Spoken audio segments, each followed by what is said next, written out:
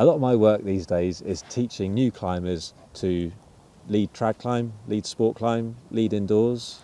In the past, I ran loads of taster sessions teaching groups of kids and stuff to top rope belay, bottom rope belay. A lot of my work now is also teaching new instructors, so running instructor training courses.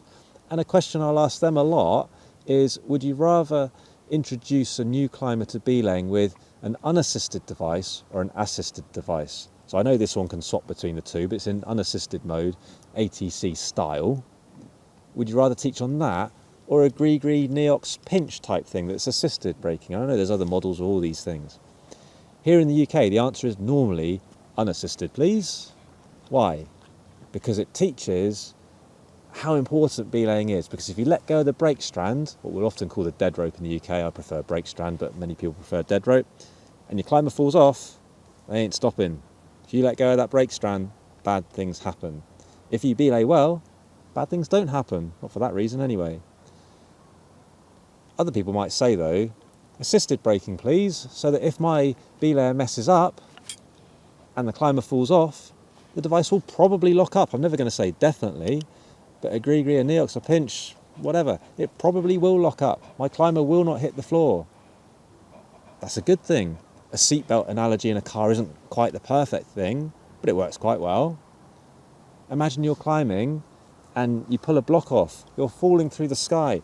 So's that block. The block hits your belayer, knocks them out. Unassisted braking device, you're still flying. Ropes flying through the device. You hit the ground.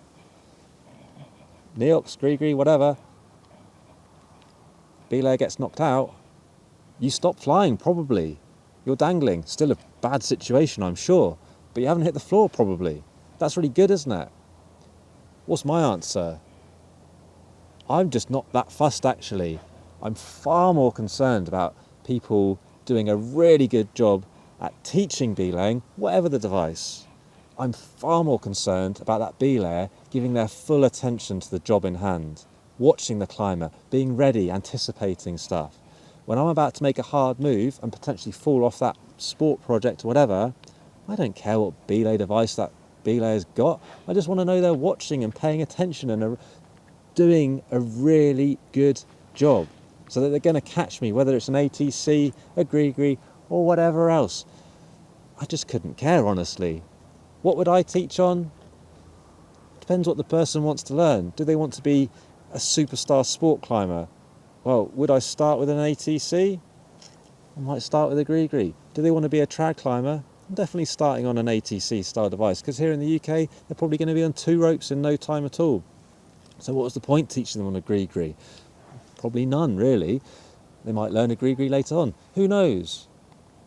This is supposed to be thought-provoking. I don't think there's a right or wrong answer. You might, but I just want people to be open to stuff and think about why they're teaching, how they're teaching, what they're teaching, and what the most fundamental underlying facts are. And I think that's just being a really attentive and quality belayer, whatever the device is, really.